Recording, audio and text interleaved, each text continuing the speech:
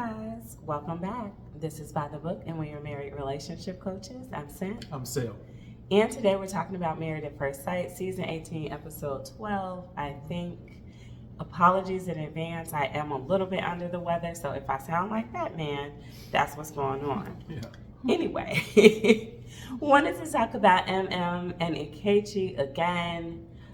I want to see the contract that these people are signing now, because they must have reworked some stuff, changed some things, figured out a way where it's airtight and they cannot leave, because there's no reason for these two to stay. I don't feel like the experts even really gave them, not that they often do, but I didn't even feel like they really gave them a path, in my opinion, to kind of reconnect. Yeah. I felt like Pastor Cal was like, well, it may not work out, but at least tell each other where they went wrong. And I'm like, okay, that's what you got. So Yeah. I don't know, but they're still hard to watch for me. I wasn't convinced last week when they said they were going to move in together, only to then have this week they're like, we're not moving in together. I mean, surprise, surprise. You know what I mean? Like, Ikechi is at a place. I think Em would be okay if he was in a different headspace to move in. Yeah. She wants to be married, you know. So, but Ikechi is like done with the process. Yeah. He's done with her. She gets on his nerve. Like, the very sight of her, the very thought of her is like repulsive to him. Yeah. And that's what makes it hard to watch, right? Like, this would have some chance of success if they weren't at polar opposite ends of blaming one another. He's still, and this is what I mean, I guess, when I say the experts didn't help, he's still in the headspace of, she's too aggressive, she did this wrong, she's pushy with her questions or with my answers. Yeah. And she's in the headspace where she's like, he's distant, he's not trying, I want to see him try, he's been disrespectful. Those are, you're blaming him, he's blaming you. There's no middle ground there. No. And so I don't see a path for them to even finish out the next week at this rate. Yeah. What she said. It's this relationship is a non-relationship. It's a non-starter. It is very painful to watch.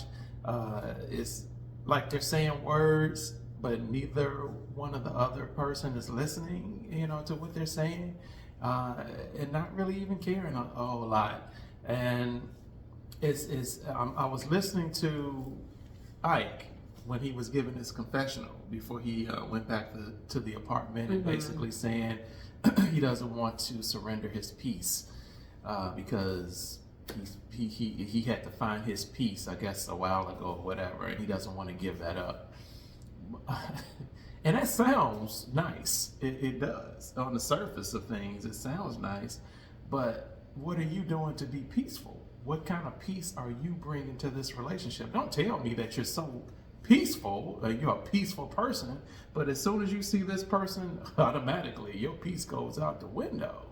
And especially when she hasn't done anything to you. She pushes his buttons. I'm not saying she's wrong. I'm just saying, like, it specifically rubs him wrong the way that she is.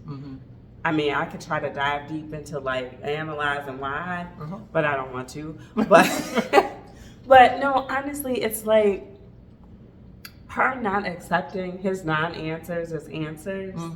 It just really rubs him wrong. I could say probably he's used to being far more unbalanced, where he's the alpha, he's the lead, people are going to take him at his word, even if his word is not much. Interesting. And now he's been matched up with someone who's got just as dominant of a personality, very direct, very intelligent. Yeah. Not going to be like, I don't know, talked around, in circles to where she's like, well, I think I got the answer to me.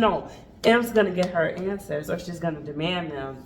And he's not willing to give them, but his response is snarkiness, to put it gently. Yeah. He's pretty rude. He's very rude. But you know what? However, he kind of like, whatever his issue is with her, as far as her being too direct, not giving the answers, whatever the case may be, he's used to being the alpha. Well, he was single. He signed up for this situation twice. So obviously, him being the alpha, him being not questioned, or whatever the case may be, it didn't work. It didn't work. So because if it would have, that was the missing piece, and to this whole cake, then he would be fine. Obviously, yeah. He may have alternative reasons for being on the show, but I just feel like he doesn't like being challenged, and I think maybe that's okay. It's just that his conflict resolution is zero. He can't de-escalate. Like, he absolutely does not have the ability to de-escalate something outside of walking out the door. He can't sit there and have a conversation with her and, in my opinion, calmly and respectfully express what he feels like. He's got to put some like harsh words in there, call her an a-hole, it can't just be like, listen, when you press me for answers, this is how I feel. And if we're going to come together, as a married couple, I need you to just give me a little bit of respect when I'm not ready to answer something. I don't know that she would have been okay with that. I think that on her end, she doesn't even realize that she is being pushy for answers. She doesn't realize when she gets that indirect answer and she re-asks. She doesn't realize that she's even doing that. She's just on automatic, like, okay, that didn't answer my question. Maybe I didn't ask it right. So let me ask it. And she's not understanding exactly when his buttons are getting pushed, exactly when he's getting triggered. So I'll say it again, bad match. They're just not going to work. Yeah, it's a bad match, but my thing is also, he can't de-escalate when he's already in his feelings when he walks in the door. Yeah. He was already escalating. He needs to de-escalate himself. So if he's wearing his emotions on the sleeve, it's just a horrible experience. As soon as he hits it, before he walks in, he's on this, talking to his friend, he's on it. And so, how is he going to... He can't de-escalate if he can't manage his own feelings. I can only say that the contract has to be like airtight, because I don't see why he's showing up at all. I don't see why he said he was showing up. I don't see why he came. And then he was extra petty and going to turn around and walk out the door with more stuff in his hand. I noticed I left some stuff. Really? He could have bought more stuff. He didn't even take the air fryer. Yeah. That's probably the single best thing that he left there. What did he have? Some towels and books? Yeah. Some flip-flops? I don't know. That was about all I saw in his hands. Now let's take it out, But it seemed very petty to me. But what can I expect from him at this particular point? But more pettiness, more short-sightedness. A lack of trying to understand, a lack of trying to manage his own emotions, a lack of trying to connect on any type of topic and subject as far as him and his wife are concerned. So you get out of it what you put into it, and he's put in less than nothing for the past couple of weeks. And I'm okay with him calling it quits. But do that. Stop being straddling the fence. You're not in this. Don't pretend like you are. Just go.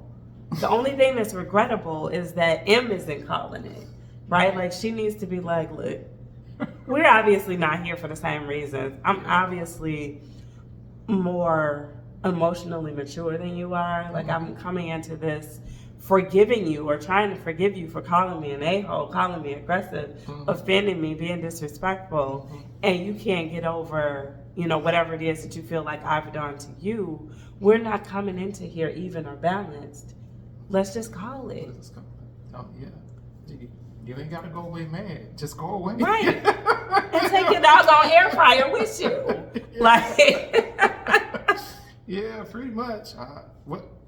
That's it. I mean, I have no advice for them. Yeah, no, none. And I'm very curious if next week is going to be their last week. I didn't see anything in the previews that suggested, how they have that like meeting where they're like, is this the end? Are you guys getting divorced? No, I didn't see that, but I don't see how they can make it. I don't know how many episodes we have left, but I'm out of gas for them. It's over. Yeah, it's sad, but it crashed and burned pretty badly. Yeah. Pretty badly. So, anyway, guys, let us know your thoughts. I won't prolong this and have you listen to my gravelly voice that much more. Just drop your comments below, like, share, subscribe, and we will talk to you guys soon. Bye.